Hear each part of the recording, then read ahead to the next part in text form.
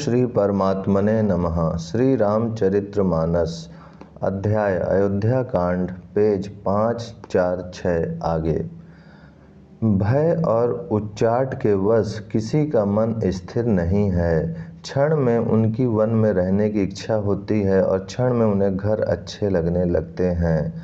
मन की इस प्रकार की दुविधामयी स्थिति से प्रजा दुखी हो रही है, मानो नदी और समुद्र के संगम का जल क्षुब्ध हो रहा हो।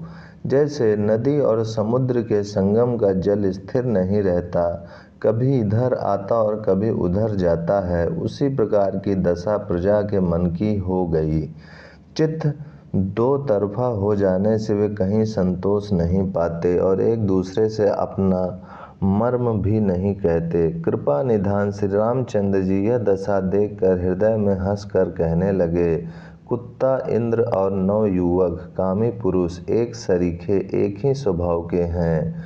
पाणिनीय व्याकरण के अनुसार श्वन, युवन और मधुवन शब्दों के रूप में भी एक सरीखे होते हैं।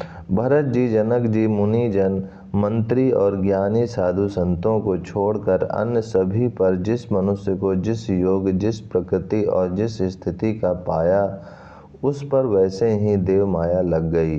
कृपा सिंधु श्री रामचंद्र जी ने लोगों को अपने स्नेह और देवराज इंद्र के भारी छल से दुखी देखा। सभा, राजा जनक, गुरु, ब्राह्मण और मंत्री आदि सभी की बुद्धि को भरत जी की भक्ति ने खिल दिया। सब लोग चित्रलेख से श्री रामचंद्र जी की ओर देख रहे हैं, सकुचाते हुए, सिखाए हुए से वचन बोलते हैं। भरत जी की प्रीति, नम्रता, विनय और बड़ाई सुनने में सुख देने वाली है, पर उसके वर्णन करने में कठिनता है। जिनकी भक्ति का लवलेश देखकर मुनिगण और मिथिलेश्वर जनक जी प्रेम में मग्न हो गए, उन भरत जी की महिमा तुलसीदास कैसे कहें। उनकी भक्ति और सुंदर भाव से कवि के हृदय में सुबुद्धि हुलस रही है, विकसित हो रही है, परंतु वह बुद्धि अपने को छोटी और भरत जी की महिमा को बड़ा जानकर कवि परंपरा की मर्यादा को मानकर सकुचा गई, उसका वर्णन करने का साहस नहीं कर सकी। उसकी गुणों में रुचि तो बहुत है, पर उन्हें कह नहीं सकती। बुद्धि की गति बालक के वचनों की तरह हो गई, वह कुंठित हो गई। भरत जी का निर्मल यश निर्मल चंद्रमा है और कवि की सुबुद्धि चकोरी है, जो भक्तों के हृदय रूपी निर्मल आकाश में उस चंद्रमा को उदित देखकर उसकी ओर टकटकी लगाए देखती ही रह गई। तब उसका वर्णन कौन करे। भरत जी के स्वभाव का वर्णन वेदों के लिए भी सुगम नहीं है, अतः मेरी तुच्छ बुद्धि की चंचलता को कभी लोग क्षमा करें। भरत जी के सद्भाव को कहते सुनते कौन मनुष्य श्री सीताराम जी के चरणों में अनुरक्त न हो जाएगा। भरत जी का स्मरण करने से जिसको श्री राम जी का प्रेम सुलभ न हुआ, उसके समान वाम, अभागा और कौन होगा। दयालु और सुजान श्री राम जी ने सभी की दशा देखकर और भक्त भरत जी के हृदय की स्थिति जानकर धर्म धुरंधर, धीर, नीति में चतुर, सत्य, स्नेहशील और सुख के समुद्र, नीति और प्रीति के पालन करने वाले श्री रघुनाथ जी देश काल, अवसर और समाज को देखकर तद अनुसार ऐसे वचन बोले जो मानो वाणी के सर्वस्व ही थे, परिणाम में हितकारी थे और सुनने में चंद्रमा के रस अमृत सरीखे थे। उन्होंने कहा, हे तात भरत, तुम धर्म की धुरी को धारण करने वाले हो, लोक और वेद दोनों के जानने वाले और प्रेम में प्रवीण हो। हे तात, कर्म से, वचन से और मन से निर्मल तुम्हारे समान तुम ही हो। गुरुजनों के समाज में और ऐसे कुसमय में छोटे भाई के गुण किस तरह कहे जा सकते हैं। हे तात, तुम सूर्य कुल की रीति को, सत्य प्रतिज्ञ पिताजी की कीर्ति और प्रीति को, समय, समाज और गुरुजनों की लज्जा मर्यादा को तथा उदासीन मित्र और शत्रु सबके मन की बात को जानते हो। तुमको सबके कर्मों, कर्तव्यों का और अपने तथा मेरे परम हितकारी धर्म का पता है। यद्यपि मुझे तुम्हारा सब प्रकार से भरोसा है, तथापि मैं समय के अनुसार कुछ कहता हूँ। हे तात, पिताजी के बिना उनकी अनुपस्थिति में हमारी बात केवल गुरुवंश की कृपा ने ही संभाल रखी है, नहीं तो हमारे समेत प्रजा, कुटुंब, परिवार सभी बर्बाद हो जाते। यदि बिना समय के संध्या से पूर्व ही सूर्य अस्त हो जाए तो कहो जगत में किसको कलेश न होगा। हे तात, उसी प्रकार का उत्पात विधाता ने यह पिता की असामयिक मृत्यु किया है, पर मुनि महाराज ने तथा मिथिलेश्वर ने सबको बचा लिया। राज्य का सब कार्य, लज्जा, प्रतिष्ठा, धर्म, पृथ्वी, धन, घर, इन सभी का पालन रक्षण गुरु जी का प्रभाव सामर्थ्य करेगा और परिणाम शुभ होगा। गुरु जी का प्रसाद अनुग्रह ही घर में और वन में समाज सहित तुम्हारा और हमारा रक्षक है। माता पिता, गुरु और स्वामी की आज्ञा का पालन समस्त धर्म रूपी पृथ्वी को धारण करने में शेष जी के समान है। हे तात, तुम वही करो और मुझसे भी कराओ तथा सूर्य कुल के रक्षक बनो। साधक के लिए यह एक ही आज्ञा पालन रूपी साधना संपूर्ण सिद्धियों की देने वाली कीर्तिमयी, सद्गतिमयी और ऐश्वर्यमयी त्रिवेणी है। इसे विचार कर भारी संकट सहकर भी प्रजा और परिवार को सुखी करो। हे भाई, मेरी विपत्ति सभी ने बांट ली है, परंतु तुमको तो अवधि 14 वर्ष तक बड़ी कठिनाई है, सबसे अधिक दुख है। तुमको कोमल जानकर भी मैं कठोर वियोग की बात कह रहा हूँ। हे तात, बुरे समय में मेरे लिए यह कोई अनुचित बात नहीं है। कठोर कुअवसर में श्रेष्ठ भाई ही सहायक होते हैं। वज्र के आघात भी हाथ से ही रोके जाते हैं। सेवक हाथ, पैर और नेत्रों के समान और स्वामी मुख के समान होना चाहिए। तुलसीदास जी कहते हैं कि सेवक स्वामी की ऐसी प्रीति की रीति सुनकर सुकवि उसकी सराहना करते हैं। श्री रघुनाथ जी की वाणी सुनकर जो मानो प्रेम रूपी समुद्र के मंथन से निकले हुए अमृत में सनी हुई थी, सारा समाज स्थिर हो गया, सबको प्रेम समाधि लग गई। यह दशा देखकर सरस्वती ने चुप साध ली। भरत जी को परम संतोष हुआ। स्वामी के सम्मुख अनुकूल होते ही उनके दुख और दोषों ने मुंह मोड़ लिया। वे उन्हें छोड़कर भाग गए। उनका मुख प्रसन्न हो गया और मन का विषाद मिट गया, मानो गूंगे पर सरस्वती की कृपा हो गई हो। उन्होंने फिर प्रेम पूर्वक प्रणाम किया और कर कमलों को जोड़कर वे बोले, हे नाथ, मुझे आपके साथ जाने का सुख प्राप्त हो गया और मैंने जगत में जन्म लेने का लाभ भी पा लिया। ओम शांति शांति शांति। ओम श्री परमात्मने नमः। श्री रामचरितमानस अध्याय अयोध्या कांड, पेज 550 आगे। हे कृपालु, अब जैसी आज्ञा हो उसी को मैं सिर पर धर कर आदर पूर्वक करूं, परंतु देव आप मुझे वह अवलंबन कोई सहारा दें जिसकी सेवा कर मैं अवधि का पार पा जाऊं, अवधि को पिता दूं। हे देव स्वामी, आपके अभिषेक के लिए गुरु जी की आज्ञा पाकर मैं सब तीर्थों का जल लेता आया हूँ, उसके लिए क्या आज्ञा होती है। मेरे मन में एक और बड़ा मनोरथ है जो भय और संकोच के कारण कहा नहीं जाता। श्री रामचंद्र जी ने कहा, हे भाई कहो। तब प्रभु की आज्ञा पाकर भरत जी स्नेहपूर्ण सुंदर वाणी बोले। आज्ञा हो तो चित्रकूट के पवित्र स्थान, तीर्थ, वन, पक्षी, पशु, तालाब, नदी, झरने और पर्वतों के समूह तथा विशेषकर प्रभु आपके चरण चिन्हों से अंकित भूमि को देख आऊं। श्री रघुनाथ जी बोले, अवश्य ही अत्रि ऋषि की आज्ञा को सिर पर धारण करो, उनसे पूछकर वे जैसा कहें वैसा करो और निर्भय होकर वन में विचरो। हे भाई, अत्रि मुनि के प्रसाद से वन मंगलों का देने वाला परम पवित्र और अत्यंत सुंदर है, और ऋषियों के प्रमुख अत्रि जी जहाँ आज्ञा दें वहीं लाया हुआ तीर्थों का जल स्थापित कर देना। प्रभु के वचन सुनकर भरत जी ने सुख पाया और आनंदित होकर मुनि अत्रि जी के चरण कमलों में सिर नवाया। समस्त सुंदर मंगलों का मूल भरत जी और श्री रामचंद्र जी का संवाद सुनकर स्वार्थी देवता रघुकुल की सराहना करके कल्प वृक्ष के फूल बरसाने लगे। भरत जी धन्य हैं, स्वामी श्री राम जी की जय हो, ऐसा कहते हुए देवता बलपूर्वक अत्यधिक हर्षित होने लगे। भरत जी के वचन सुनकर मुनि वशिष्ठ जी, मिथिलापति जनक जी और सभा में सब किसी को बड़ा उत्साह आनंद हुआ। भरत जी और श्री रामचंद्र जी के गुण समूह की तथा प्रेम की विदेह राज जनक जी पुलकित होकर प्रशंसा कर रहे हैं। सेवक और स्वामी दोनों का सुंदर स्वभाव है। इनके नियम और प्रेम पवित्र को भी अत्यंत पवित्र करने वाले हैं।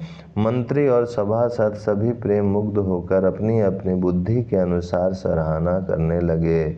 श्री रामचंद्र जी और भरत जी का संवाद सुनकर दोनों समाजों के हृदयों में हर्ष और विषाद, भरत जी के सेवा धर्म को देखकर हर्ष और राम वियोग की संभावना से विषाद दोनों हुए। श्री रामचंद्र जी की माता कौशल्या जी ने दुख और सुख को समान जानकर श्री राम जी के गुण कहकर दूसरी रानियों को धैर्य बंधाया। कोई श्री राम जी की बड़ाई बड़प्पन की चर्चा कर रहे हैं तो कोई भरत जी के अच्छेपन की सराहना करते हैं। तब अत्रि जी ने भरत जी से कहा, इस पर्वत के समीप ही एक सुंदर कुआं है।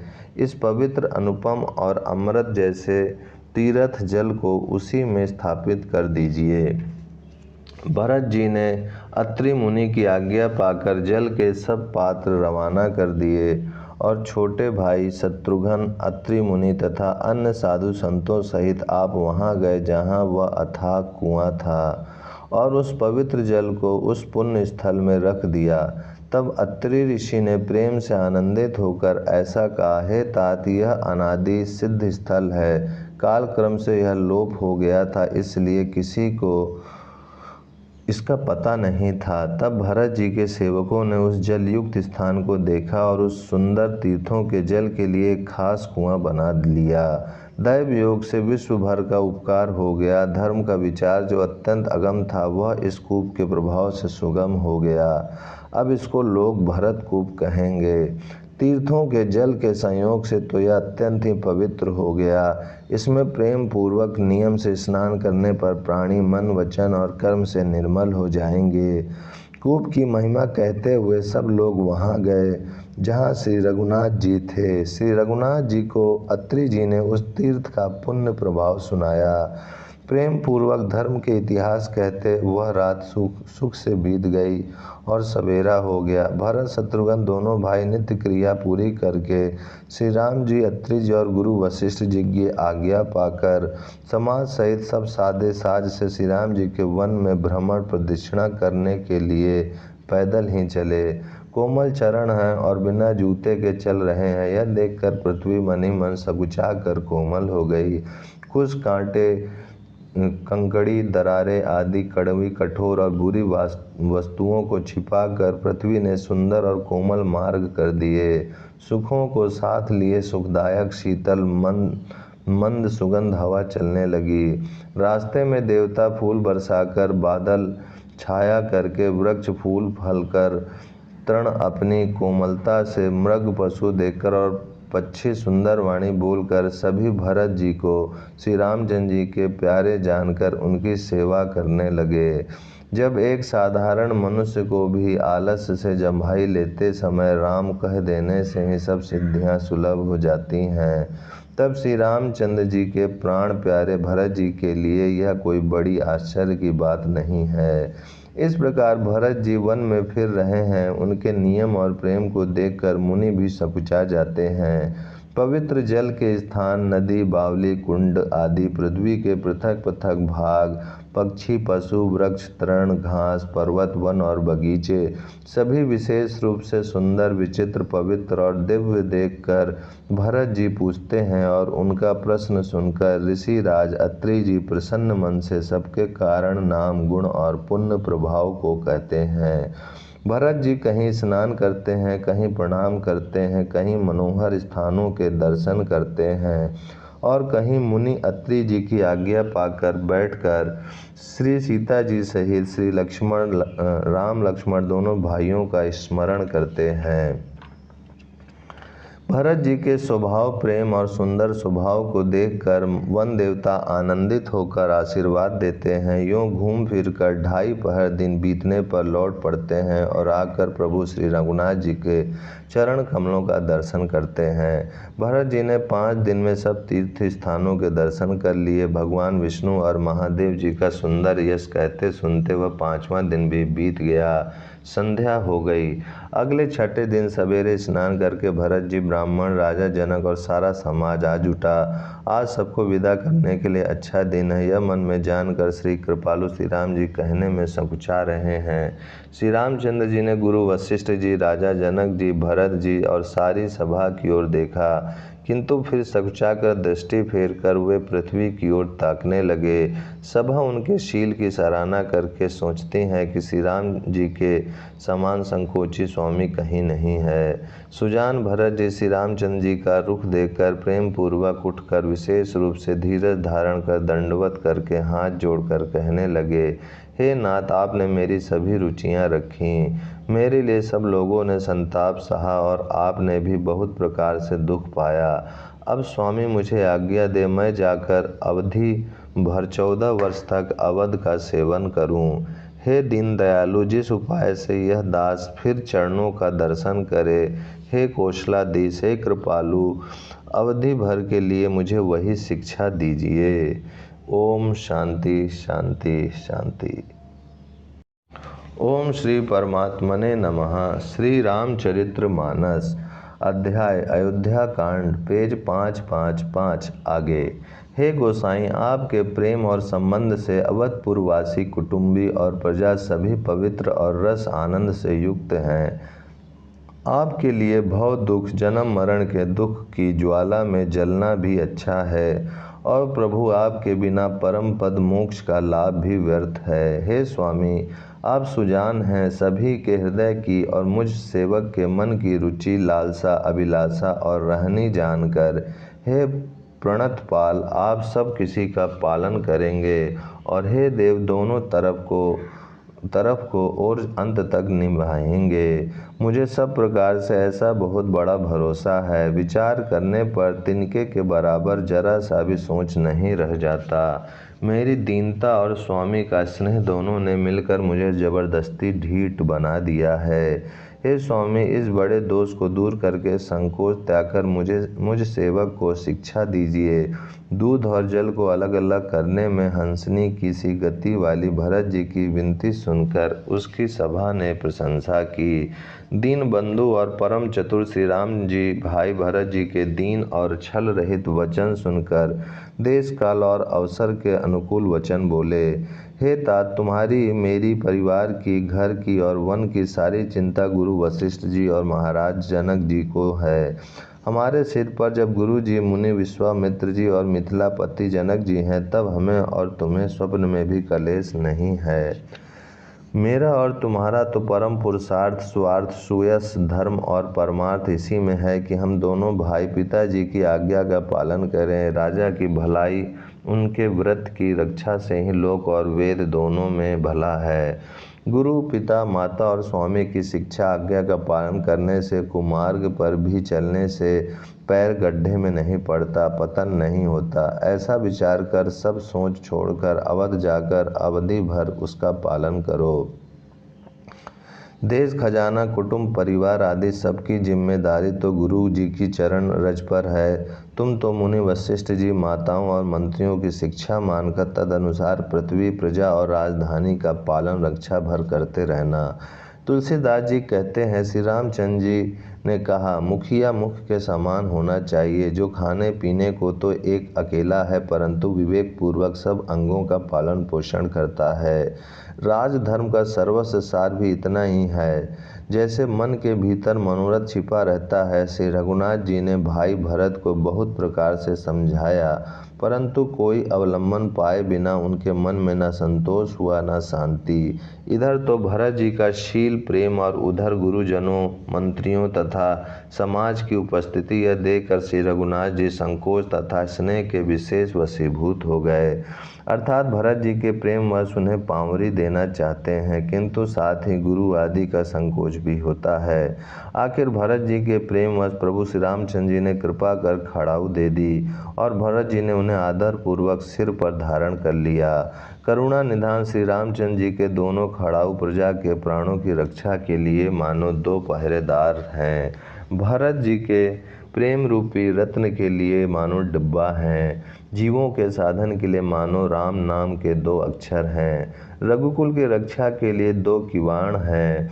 कुशल श्रेष्ठ कर्म करने के लिए दो हाथ की भांति सहायक हैं और सेवा रूपी श्रेष्ठ धर्म के सुझाने के लिए निर्मल नेत्र हैं। भरत जी इस अवलंबन के मिल जाने से परम आनंदित हैं। उन्हें ऐसा ही सुख हुआ जैसे श्री सीताराम जी के रहने से होता। भरत जी ने प्रणाम करके विदा मांगी। तब श्री रामचंद्र जी ने उन्हें हृदय से लगा लिया। इधर कुटिल इंद्र ने बुरा मौका पाकर लोगों का उच्चाटन कर दिया।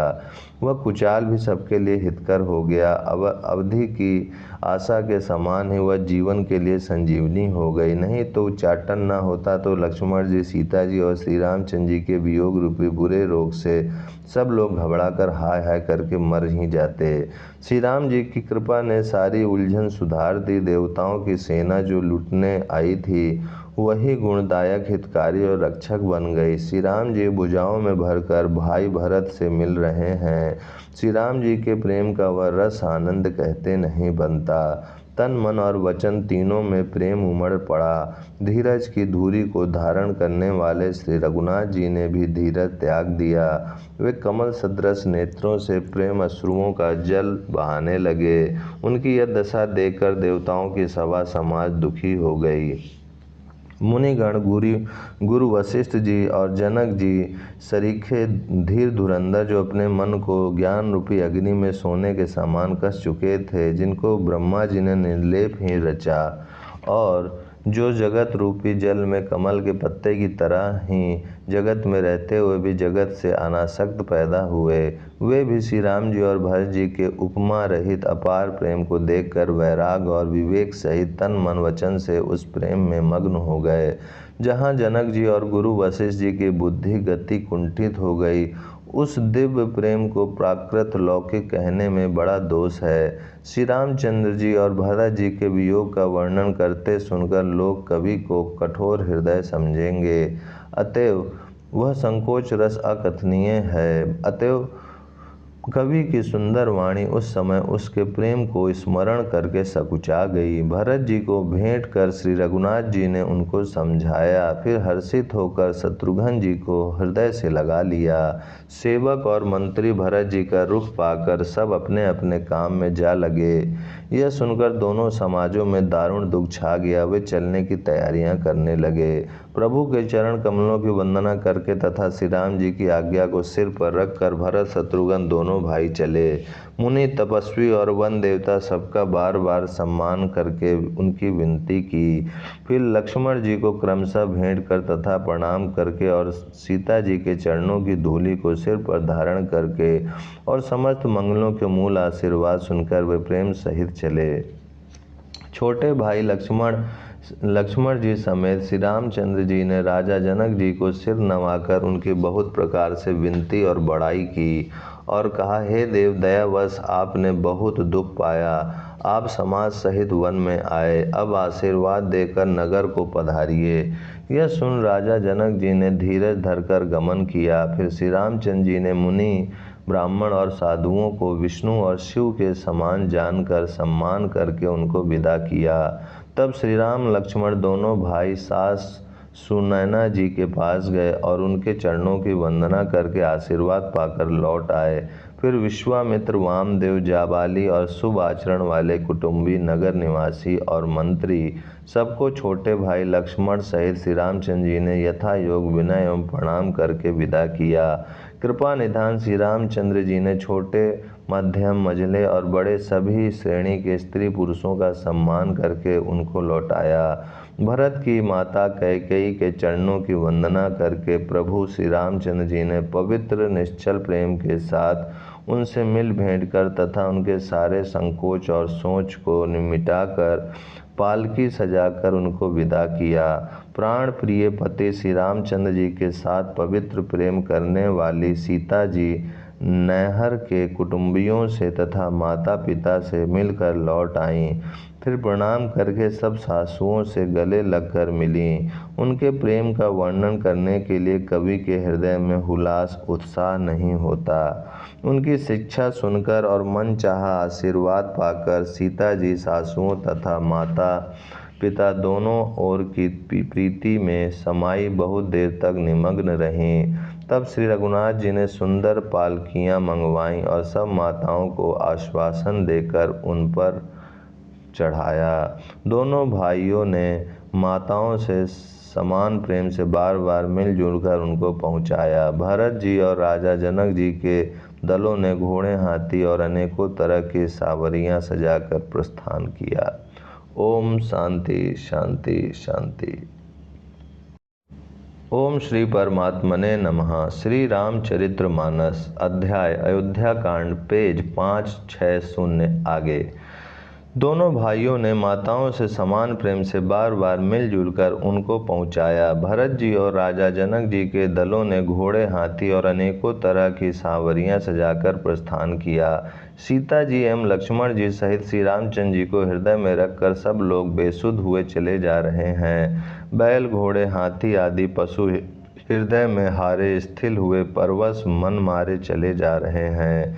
गुरु वशिष्ठ जी और गुरु पत्नी अरुंधति जी के चरणों की वंदना करके सीता जी और लक्ष्मण जी सहित प्रभु श्री रामचंद्र जी हर्ष और विषाद के साथ लौट कर पर्णकुटी पर आए। फिर सम्मान करके निषाद राज को विदा किया। वह चला तो सही किंतु उसके हृदय में विरह का बड़ा भारी विषाद था। फिर श्री राम जी ने कोल, किरात, भील आदि वनवासी लोगों को लौटाया। वे सब जोहार कर वंदना कर करके लौटे। प्रभु श्री रामचंद्र जी, सीता जी और लक्ष्मण जी बड़ी बड़ की छाया में बैठकर प्रियजन एवं परिवार के वियोग से दुखी हो रहे हैं। भरत जी के स्नेह स्वभाव और सुंदर वाणी को बखान कर वे प्रिय पत्नी सीता जी और छोटे भाई लक्ष्मण जी से कहने लगे। श्री रामचंद्र जी ने प्रेम के वश होकर भरत जी के वचन, मन, कर्म की प्रीति तथा विश्वास का अपने श्रीमुख से वर्णन किया। उस समय पक्षी, पशु और जल की मछलियां, चित्रकूट के सभी चेतन और जड़ जीव उदास हो गए। श्री रघुनाथ जी की दशा देखकर देवताओं ने उन पर फूल बरसाकर अपनी घर घर की दशा कही, दुखड़ा सुनाया। प्रभु श्री रामचंद्र जी ने उन्हें प्रणाम कर आश्वासन दिया। तब वे प्रसन्न होकर चले। मन में जरा सा भी डर न रहा। छोटे भाई लक्ष्मण जी और सीता जी समेत प्रभु श्री रामचंद्र जी पर्णकुटी में ऐसे सुशोभित हो रहे हैं मानो वैराग्य, भक्ति और ज्ञान शरीर धारण करके शोभित हो रहे हों। मुनि, ब्राह्मण, गुरु वशिष्ठ जी, भरत जी और राजा जनक जी, सारा समाज श्री रामचंद्र जी के विरह में विहल है। प्रभु के गुण समूहों का मन में स्मरण करते हुए सब लोग मार्ग में चुपचाप चले जा रहे हैं। पहले दिन सब लोग यमुना जी उतरकर पार हुए। वह दिन बिना भोजन के ही बीत गया। दूसरा मुकाम गंगा जी उतरकर गंगा पार श्रृंगवेरपुर में हुआ। वहाँ राम सखा निषाद राज ने सब सुप्रबंध कर दिया। फिर सई उतरकर गोमती जी में स्नान किया और चौथे दिन सब अयोध्या जी जा पहुँचे। जनक जी 4 दिन अयोध्या जी में रहे और राजकाज एवं सब सामान को संभाल कर तथा मंत्री जी, गुरु जी तथा भरत जी को राज सौंप कर सारा सामान ठीक करके तिरहुत को चले। नगर के स्त्री पुरुष गुरु जी की शिक्षा मानकर श्री राम जी की राजधानी अयोध्या जी में सुखपूर्वक रहने लगे। सब लोग श्री रामचंद्र जी के दर्शन के लिए नियम और उपवास करने लगे। वे भूषण और भोग सुखों को छोड़ छाड़ कर अवधि की आशा पर जी रहे हैं।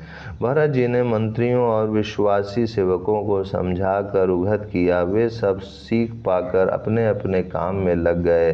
फिर छोटे भाई शत्रुघ्न जी को बुलाकर शिक्षा दी और सब माताओं की सेवा उनको सौंपी। ब्राह्मणों को बुलाकर भरत जी ने हाथ जोड़कर प्रणाम कर अवस्था के अनुसार विनय और निहोरा किया कि आप लोग ऊंचा नीचा, छोटा बड़ा, अच्छा मंदा, जो कुछ भी कार्य हो उसके लिए आज्ञा दीजिएगा, संकोच न कीजिएगा।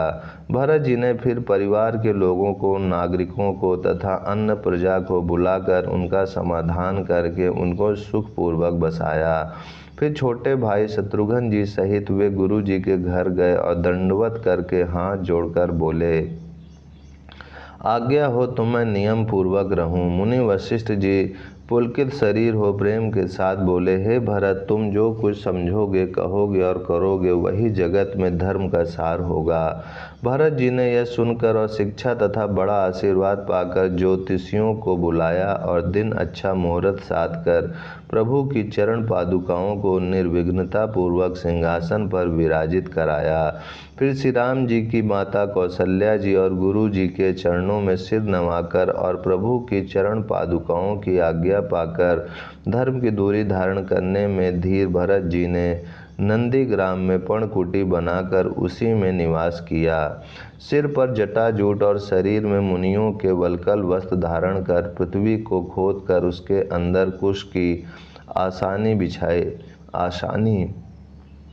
बिछाई। भोजन, वस्त्र, बर्तन, व्रत, नियम सभी बातों में वे ऋषियों के कठिन धर्म का प्रेम सहित आचरण करने लगे।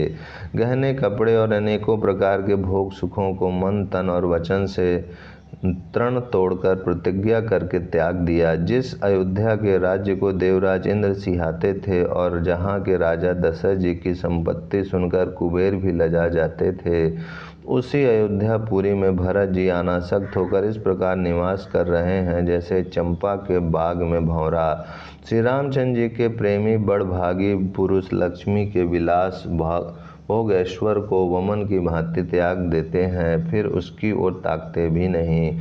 फिर भरत जी तो स्वयं श्री रामचंद्र जी के प्रेम के पात्र हैं, वे इस भोग ऐश्वर त्याग रूप करने से बड़े नहीं हुए, अर्थात उनके लिए यह कोई बड़ी बात नहीं है। पृथ्वी पर का जल न पीने की टेक से चातक की ओर नीर क्षीर विवेकी विभूति शक्ति से हंस की भी सराहना होती है। भरत जी का शरीर दिनों दिन दुबला होता जाता है। तेज, अन्न, घृत आदि से उत्पन्न होने वाला मेद घट रहा है। बल और मुख छवि, मुख की कांति अथवा शोभा वैसी ही बनी हुई है। राम प्रेम का प्रण नित्य नया और पुष्ट होता है। धर्म का दल बढ़ता है और मन उदास नहीं है, अर्थात प्रसन्न है। संस्कृत कोश में तेज का अर्थ मेद मिलता है और यह अर्थ लेने से घटई के अर्थ में भी किसी प्रकार की खींचतान नहीं करनी पड़ती। जैसे शरद ऋतु के प्रकाश विकास से जल घटता है किंतु बेंत शोभा पाते हैं और कमल विकसित होते हैं। शम, दम, संयम, नियम और उपवास आदि भरत जी के हृदय रूपी निर्मल आकाश के नक्षत्र तारागण हैं।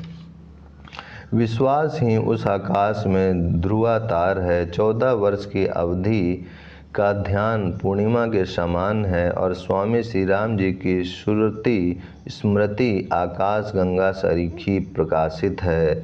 राम प्रेम ही अचल सदा रहने वाला और कलंक रहित चंद्रमा है। वह अपने समाज नक्षत्रों सहित नित्य सुंदर सुशोभित है। भरत जी की रहनी, समझ, करनी, भक्ति, वैराग, निर्मल गुण और ऐश्वर्य का वर्णन करने में सभी सुकवि सकुचाते हैं, क्योंकि वहाँ औरों की तो बात ही क्या, स्वयं शेष, गणेश और सरस्वती की भी पहुँच नहीं है। वे नित्य प्रति प्रभु की पादुकाओं का पूजन करते हैं, हृदय में प्रेम समाता नहीं है। पादुकाओं से आज्ञा मांग मांग कर वे सब प्रकार के राजकाज करते हैं।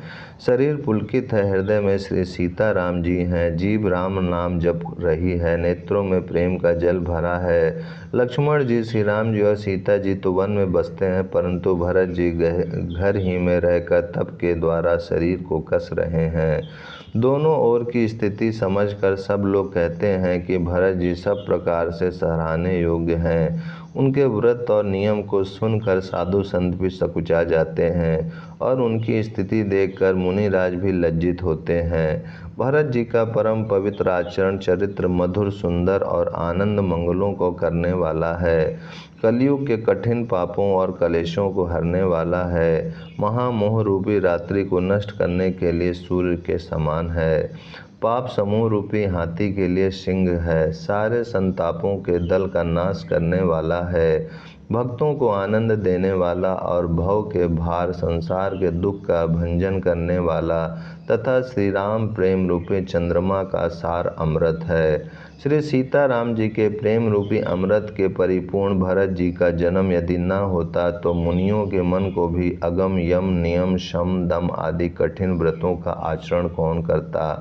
दुख, संताप, दरिद्रता, दंभ आदि दोषों को अपने सुयश के बहाने कौन हरण करता तथा कली काल में तुलसीदास जैसे सटों को हठपूर्वक कौन श्री राम जी के सम्मुख करता।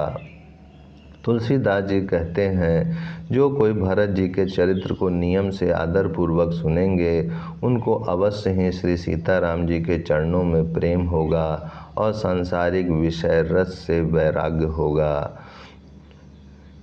कलयुग के संपूर्ण पापों को विध्वंस करने वाले श्री रामचरितमानस का यह दूसरा सोपान समाप्त हुआ। अयोध्या कांड समाप्त। ओम शांति शांति शांति। ओम श्री परमात्मने नमः। श्री रामचरितमानस। ओम श्री गणेशाय नमः। श्री जानकी वल्लभो विजयते। श्री रामचरितमानस, तृतीय सोपान, अरण्यकांड। धर्म रूपी वृक्ष के मूल, विवेक रूपी समुद्र को आनंद देने वाले पूर्णचंद्र, वैराग्य रूपी कमल के विकसित करने वाले सूर्य, पाप रूपी घोर अंधकार को निश्चय ही मिटाने वाले, तीनों तापों को हरने वाले, मोह रूपी बादलों के समूह को छिन्न भिन्न करने की विधि क्रिया में आकाश से उत्पन्न पवन स्वरूप ब्रह्मा जी के वंशज आत्मज तथा कलंक नाशक महाराज श्री रामचंद्र जी के प्रिय श्री शंकर जी की मैं वंदना करता हूँ, जिनका शरीर जल युक्त मेघों के समान सुंदर श्याम वर्ण एवं आनंद घन है, जो सुंदर वल्कल का पीत वस्त्र धारण किए हैं, जिनके हाथों में बाण और धनुष है, कमर उत्तम तरकस के भार से सुशोभित है, कमल के समान विशाल नेत्र हैं और मस्तक पर जटाजूट धारण किए हैं। उन अत्यंत शोभायमान श्री सीता जी और लक्ष्मण जी सहित मार्ग में चलते हुए आनंद देने वाले श्री रामचंद्र जी को मैं भजता हूँ। हे पार्वती, श्री राम जी के गुण हैं, पंडित और मुनि उन्हें समझकर वैराग्य प्राप्त करते हैं, परंतु जो भगवान से विमुख है और जिनका धर्म में प्रेम नहीं है, वे महामूढ़ उन्हें सुनकर मोह को प्राप्त होते हैं। पूर्ववासियों के और भरत जी के अनुपम और सुंदर प्रेम का मैंने अपनी बुद्धि के अनुसार गान किया। अब देवता, मनुष्य और मुनियों के मन को भाने वाले प्रभु श्री रामचंद्र जी के वे अत्यंत पवित्र चरित्र सुनो, जिन्हें वे वन में कर रहे हैं। एक बार सुंदर फूल चुनकर श्री राम जी ने अपने हाथों से भांति भांति के गहने बनाए और सुंदर स्फटिक शिला पर बैठे हुए प्रभु ने आदर के साथ वे गहने श्री सीता जी को पहनाए। देवराज इंद्र का मूर्ख पुत्र जयंत कौवे का रूप धरकर श्री रघुनाथ जी का बल देखना चाहता है, जैसे महान मंद बुद्धि चींटी समुद्र का था पाना चाहती हो। वह मूढ़ मंद बुद्धि कारण से भगवान के बल की परीक्षा करने के लिए बना हुआ कौवा सीता जी के चरणों में चोंच मार कर भागा। जब रक्त बह जला तब श्री रघुनाथ जी ने जाना और धनुष पर शीख सरकंडे का बाण संधान किया।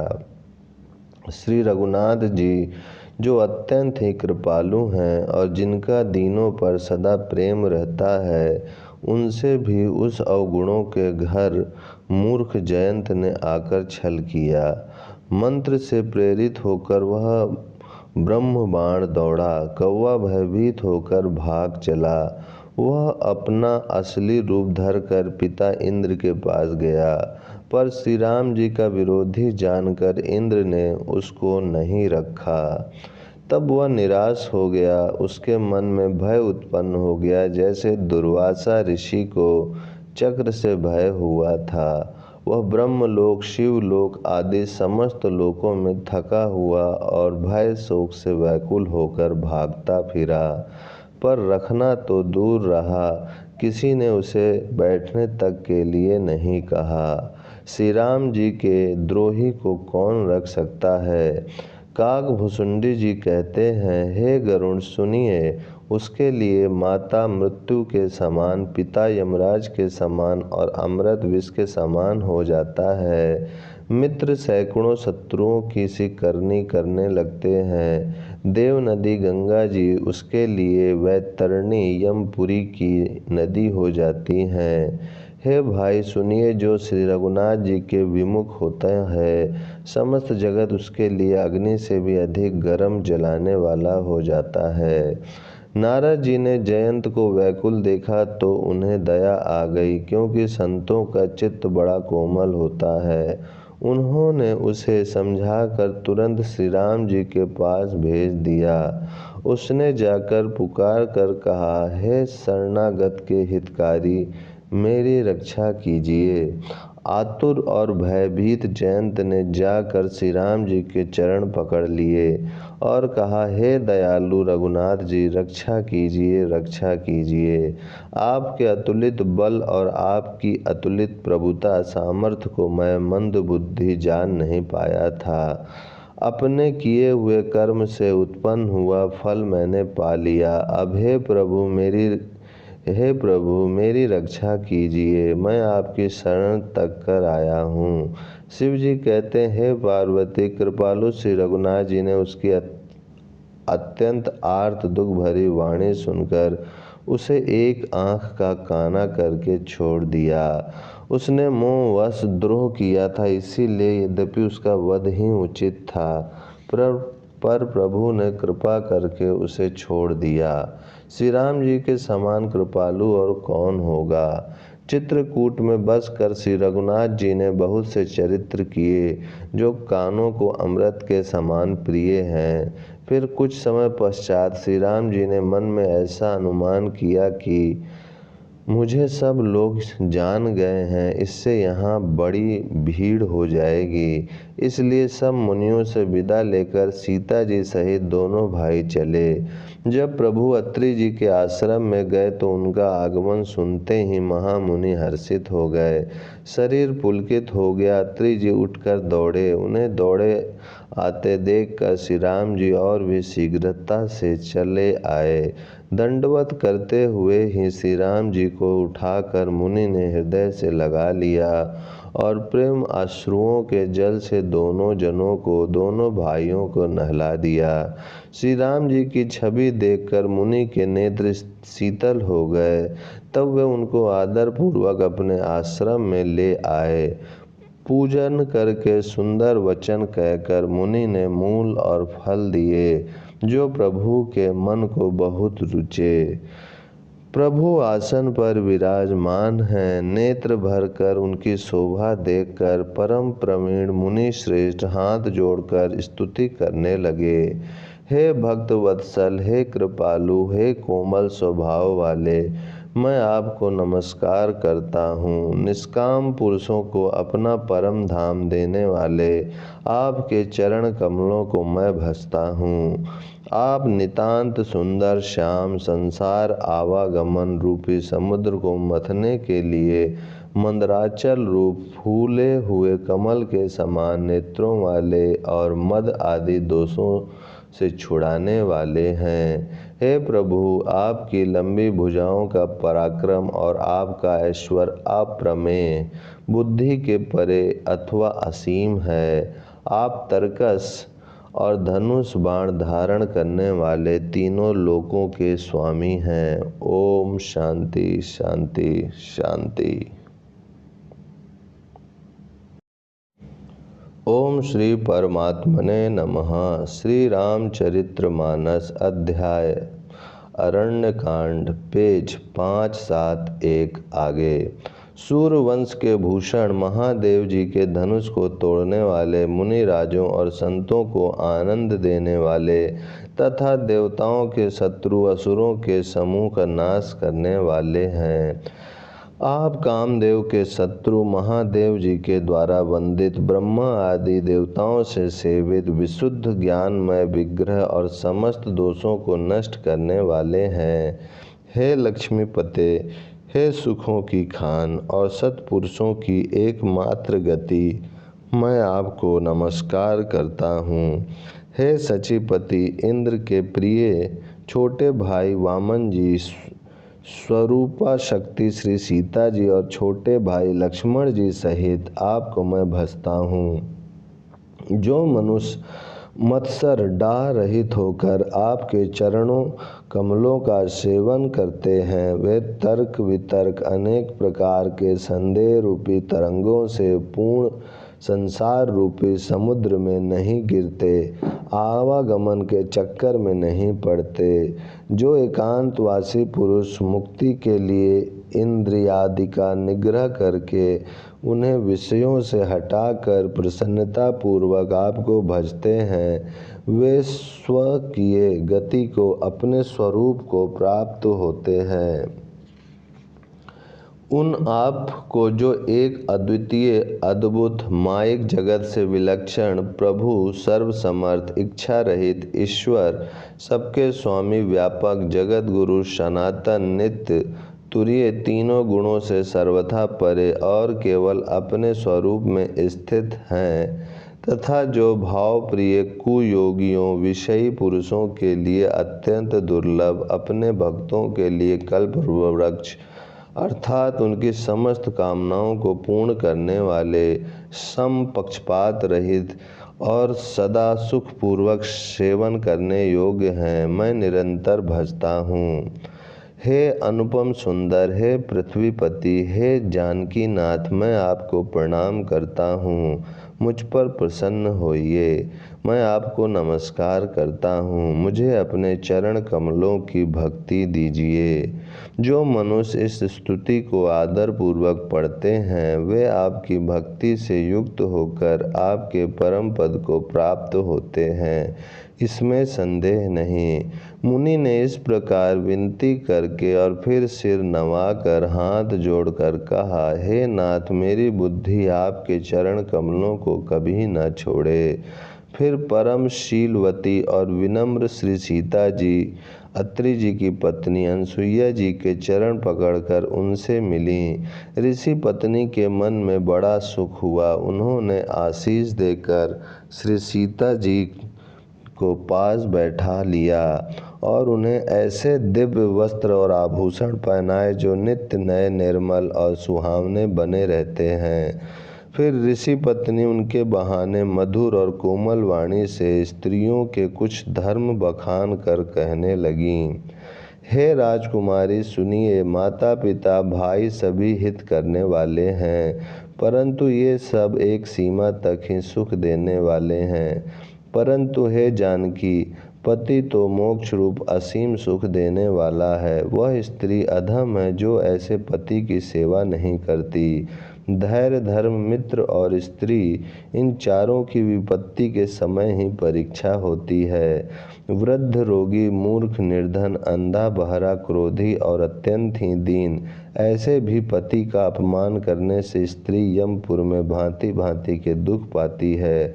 शरीर, वचन और मन से पति के चरणों में प्रेम करना स्त्री के लिए बस यह एक ही धर्म है, एक ही व्रत है और एक ही नियम है। जगत में 4 प्रकार की पतिव्रताएं हैं, वेद, पुराण और संत सब ऐसा कहते हैं कि उत्तम श्रेणी की पतिव्रता के मन में ऐसा भाव बसा रहता है कि जगत में मेरे पति को छोड़कर दूसरा पुरुष स्वप्न में भी नहीं है। मध्यम श्रेणी की पतिव्रता पराय पति को कैसे देखती है, जैसे वह अपना सगा भाई, पिता या पुत्र हो, अर्थात समान अवस्था वाले को वह भाई के रूप में देखती है, बड़े को पिता के रूप में और छोटे को पुत्र के रूप में देखती है। जो धर्म को विचार कर और अपने कुल की मर्यादा समझकर बची रहती है, वह निकृष्ट निम्न श्रेणी की स्त्री है, ऐसा वेद कहते हैं। और जो स्त्री मौका न मिलने से या भयवश पतिव्रता बनी रहती है, जगत में उसे अधम स्त्री जानना। पति को धोखा देने वाली जो स्त्री पराये पति से रति करती है, वह तो 100 कल्प तक ररव नरक में पड़ी रहती है। क्षण भर के सुख के लिए जो 100 करोड़ असंख्य जन्मों के दुख को नहीं समझती, उसके समान दुष्टा कौन होगी। जो स्त्री छल छोड़कर पातिव्रत धर्म को ग्रहण करती है, वह बिना ही परिश्रम परम गति को प्राप्त करती है। किंतु जो पति के प्रतिकूल चलती है, वह जहाँ भी जाकर जन्म लेती है, वह जवानी पाकर भरी जवानी में विधवा हो जाती है। स्त्री जन्म से ही अपवित्र है, किंतु पति की सेवा करके वह अनायास ही शुभ गति प्राप्त कर लेती है। पातिव्रत धर्म के कारण ही आज भी तुलसी जी भगवान को प्रिय हैं और चारों वेद उनका यश गाते हैं। हे सीता सुनो, तुम्हारा तो नाम ही ले लेकर स्त्रियां पातिव्रत धर्म का पालन करेंगी। तुम्हें तो श्री राम जी प्राणों के समान प्रिय हैं। यह पातिव्रत धर्म की कथा तो मैंने संसार के हित के लिए कही है। जानकी जी ने सुनकर परम सुख पाया और आदर पूर्वक उनके चरणों में सिर नवाया। तब कृपा की खान श्री राम जी ने मुनि से कहा, आज्ञा हो तो अब दूसरे वन में जाऊं। मुझ पर निरंतर कृपा करते रहिएगा और अपना सेवक जानकर स्नेह ना छोड़िएगा। धर्म धुरंधर प्रभु श्री राम जी के वचन सुनकर ज्ञानी मुनि प्रेम पूर्वक बोले। ब्रह्मा, शिव और सनकादि सभी परमार्थवादी तत्ववेता जिनकी कृपा चाहते हैं, हे राम जी, आप वही निष्काम पुरुषों के भी प्रिय और दीनों के बंधु भगवान हैं, जो इस प्रकार कोमल वचन बोल रहे हैं। अब मैंने लक्ष्मी जी की चतुराई समझी, जिन्होंने सब देवताओं को छोड़कर आप ही को भजा। जिसके समान सब बातों में अत्यंत बड़ा और कोई नहीं है, उसका शील भला ऐसा क्यों न होगा।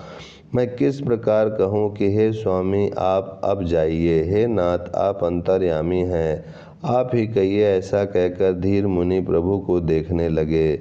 मुनि के नेत्रों से प्रेम अश्रुओं का जल बह रहा है और शरीर पुलकित है। मुनि अत्यंत प्रेम से पूर्ण है, उनका शरीर पुलकित है और नेत्रों को श्री राम जी के मुख कमल में लगाए हुए हैं। मन में विचार रहे हैं कि मैंने ऐसे कौन से जप तप किए थे जिसके कारण मन, ज्ञान, गुण और इंद्रियों से परे प्रभु के दर्शन पाए। जप, योग और धर्म समूह से मनुष्य अनुपम भक्ति को पाता है। श्री रघुवीर के पवित्र चरित्र को तुलसीदास रात दिन गाता है। ओम शांति शांति शांति। ओम श्री परमात्मने नमः। श्री रामचरितमानस अध्याय अरण्य कांड, पेज 575 आगे। श्री रामचंद्र जी का सुंदर यश कलयुग के पापों का नाश करने वाला, मन को दमन करने वाला और सुख का मूल है। जो लोग इसे आदर पूर्वक सुनते हैं, उन पर श्री राम जी प्रसन्न रहते हैं। यह कठिन कली काल पापों का खजाना है। इसमें न धर्म है, न ज्ञान है और न योग तथा जप ही है। इसमें तो जो लोग सब भरोसों को छोड़कर श्री राम जी को ही बसते हैं, वे ही चतुर हैं। मुनि के चरण कमलों में सिर नवाकर देवता, मनुष्य और मुनियों के स्वामी श्री राम जी वन को चले। आगे श्री राम जी हैं और उनके पीछे छोटे भाई लक्ष्मण जी हैं। दोनों ही मुनियों का सुंदर वेश बनाए अत्यंत सुशोभित हैं। दोनों के बीच में श्री जानकी जी कैसे सुशोभित हैं, जैसे ब्रह्म और जीव के बीच माया हो। नदी, वन, पर्वत और दुर्गम घाटियाँ सभी अपने स्वामी को पहचान कर सुंदर रास्ता दे देते हैं। जहाँ जहाँ देव श्री रघुनाथ जी जाते हैं, वहाँ वहाँ बादल आकाश में छाया करते जाते हैं। रास्ते में जाते हुए विराध राक्षस मिला। सामने आते ही श्री रघुनाथ जी ने उसे मार डाला। श्री राम जी के हाथ से मरते ही उसने तुरंत सुंदर दिव्य रूप प्राप्त कर लिया। दुखी देखकर प्रभु ने उसे अपने परम धाम को भेज दिया। फिर वे सुंदर छोटे भाई लक्ष्मण जी और सीता जी के साथ वहां आए जहां मुनि सर्वभंग जी थे। श्री राम जी का मुख कमल देखकर मुनि श्रेष्ठ के नेत्र रूपी भंवरे अत्यंत आदर पूर्वक उसका मकरंद रस पान कर रहे हैं। सर्वभंग जी का जन्म धन्य है। मुनि ने कहा, हे कृपालु रघुवीर, हे शंकर जी के मन रूपी मान सरोवर के राजहंस, सुनिए, मैं ब्रह्मलोक को जा रहा था। इतने में कानों से सुना कि श्री राम जी वन में आवेंगे। तब से मैं दिन रात आपकी राह देखता रहा हूँ। अब आज प्रभु को देखकर मेरी छाती शीतल हो गई। हे नाथ, मैं सब समाधानों से हीन हूँ। आपने अपना दीन सेवक जानकर मुझ पर कृपा की है। हे देव, यह कुछ मुझ पर आपका एहसान नहीं है। हे भक्त मंचोर, ऐसा करके आपने अपने प्राण की ही रक्षा की है। अब इस दीन के कल्याण के लिए तब तक यहाँ ठहरिए जब तक मैं शरीर छोड़कर आपसे आपके धाम में न मिलूं। योग, यज्ञ, जप, तप, जो कुछ व्रत आदि भी मुनि ने किया था, सब प्रभु को समर्पण करके बदले में भक्ति का वरदान ले लिया। इस प्रकार दुर्लभ भक्ति प्राप्त करके फिर चिता रचकर मुनि सर्वभंग जी हृदय से सब आसक्ति छोड़कर उस पर जा बैठे। हे नीले मेघ के समान श्याम शरीर वाले सगुण रूप श्री राम जी, श्री सीता जी और छोटे भाई लक्ष्मण जी सहित प्रभु, आप निरंतर मेरे हृदय में निवास कीजिए। ऐसा कहकर सर्वभंग जी ने योग अग्नि से अपने शरीर को जला डाला और श्री राम जी की कृपा से वे वैकुंठ को चले गए। मुनि भगवान में लीन इसलिए नहीं हुए कि उन्होंने पहले ही भेद भक्ति का वर ले लिया था। ऋषि समूह मुनि श्रेष्ठ सर्वभंग जी की ये दुर्लभ गति देखकर अपने हृदय में विशेष रूप से सुखी हुए। समस्त मुनि वृंद श्री राम जी की स्तुति कर रहे हैं और कह रहे हैं, शरणागत हितकारी करुणा कंद, करुणा के मूल प्रभु की जय हो। फिर श्री रघुनाथ जी आगे वन में चले। श्रेष्ठ मुनियों के बहुत से समूह उनके साथ हो लिए। हड्डियों का ढेर देखकर श्री रघुनाथ जी को बड़ी दया आई।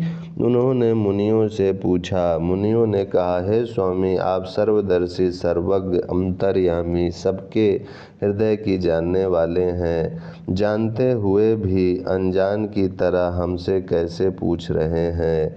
राक्षसों के दलों ने सब मुनियों को खा डाला है।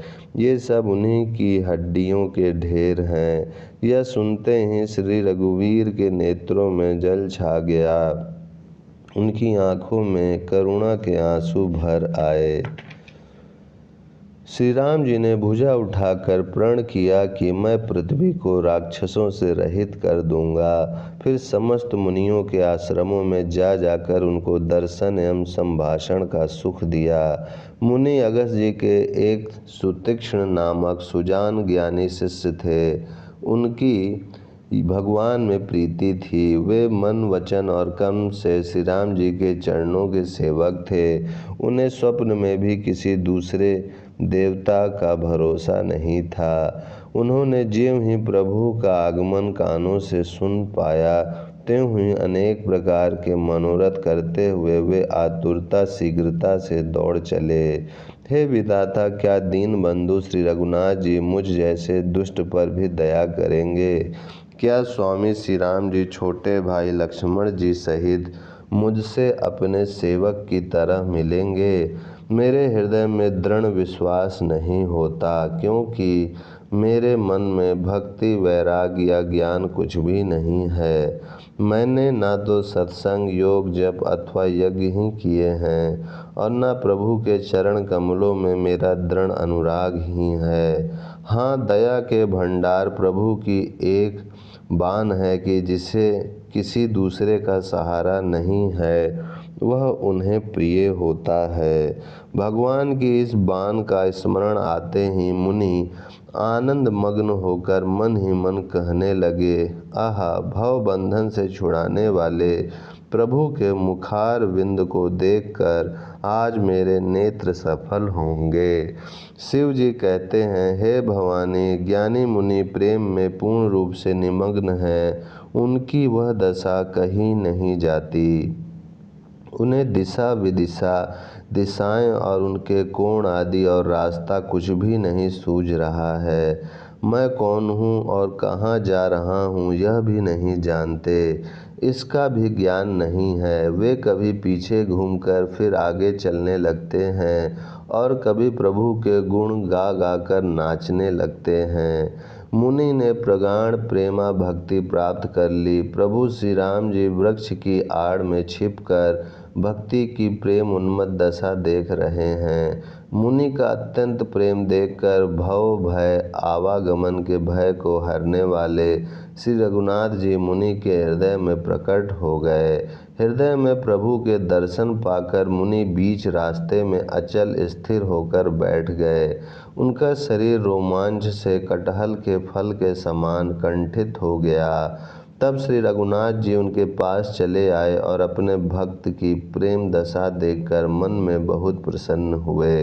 श्री राम जी ने मुनि को बहुत प्रकार से जगाया पर मुनि नहीं जागे, क्योंकि उन्हें प्रभु के ध्यान का सुख प्राप्त हो रहा था। तब श्री राम जी ने अपने राज रूप को छिपा लिया और उनके हृदय में अपना चतुर्भुज रूप प्रकट किया।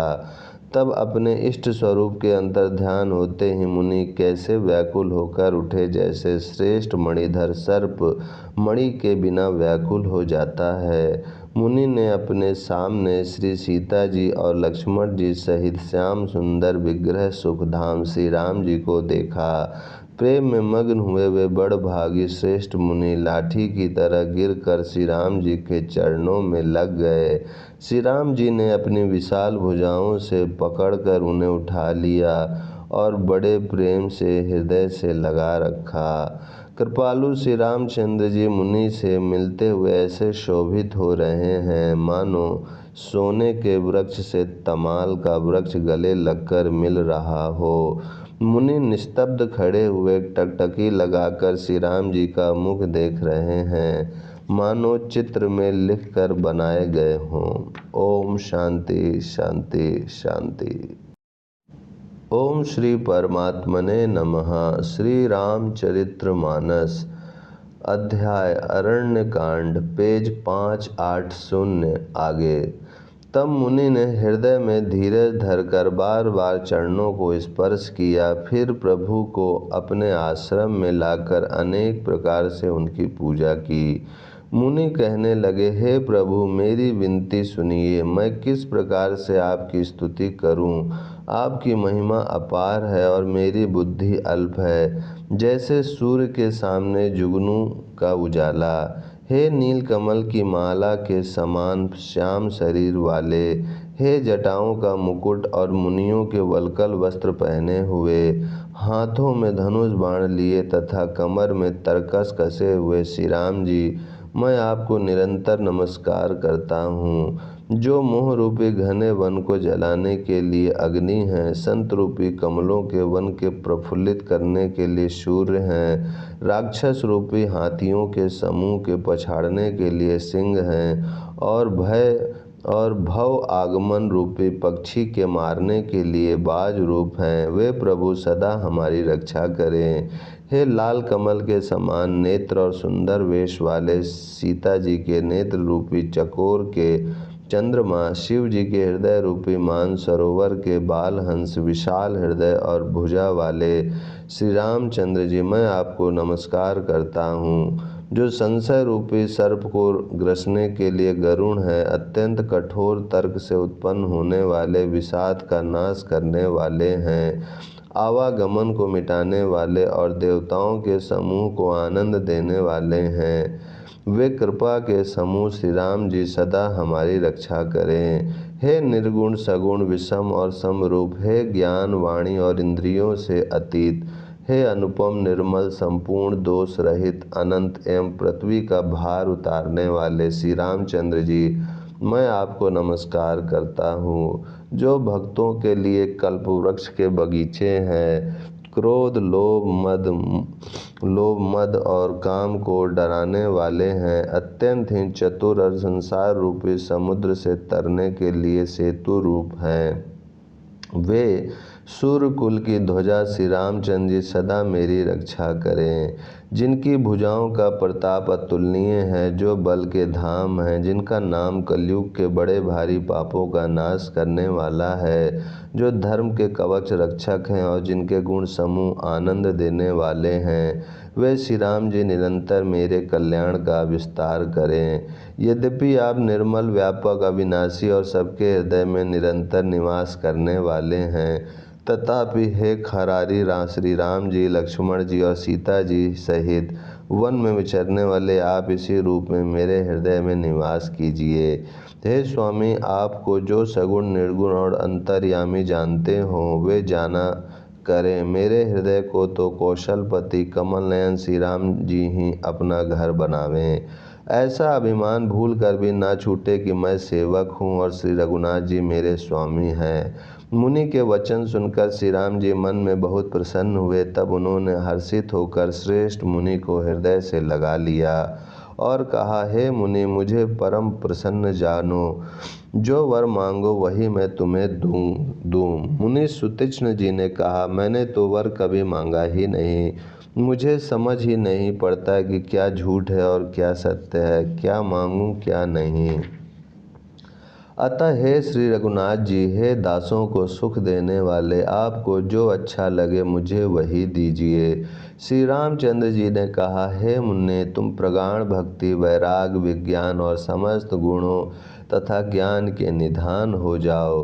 तब मुनि बोले, प्रभु, जो वरदान दिया वह तो मैंने पा लिया, अब मुझे जो अच्छा लगता है वह दीजिए। हे प्रभु, हे श्री राम जी, छोटे भाई लक्ष्मण जी और सीता जी सहित धनुष बाणधारी, आप निष्काम स्थिर होकर मेरे हृदय रूपी आकाश में चंद्रमा की भांति सदा निवास कीजिए। एवं अस्तु, ऐसा ही हो। ऐसा उच्चारण कर लक्ष्मी निवास श्री रामचंद्र जी हर्षित होकर अगस्त ऋषि के पास चले। तब सुतीक्ष्ण जी बोले, गुरु अगस्त जी का दर्शन पाए और इस आश्रम में आए मुझे बहुत दिन हो गए।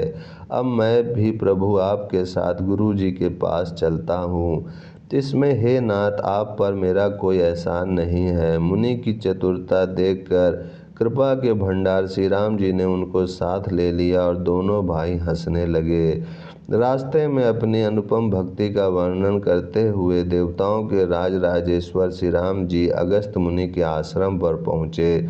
सुतीक्ष्ण तुरंत ही गुरु अगस्त जी के पास गए और दंडवत करके ऐसा कहने लगे, हे नाथ, अयोध्या के राजा दशरथ जी के कुमार जगदाधार श्री रामचंद्र जी छोटे भाई लक्ष्मण जी और श्री सीता जी सहित आपसे मिलने आए हैं, जिनका हे देव आप रात दिन जप करते हैं। यह सुनते ही अगस्त जी तुरंत ही उठ दौड़े।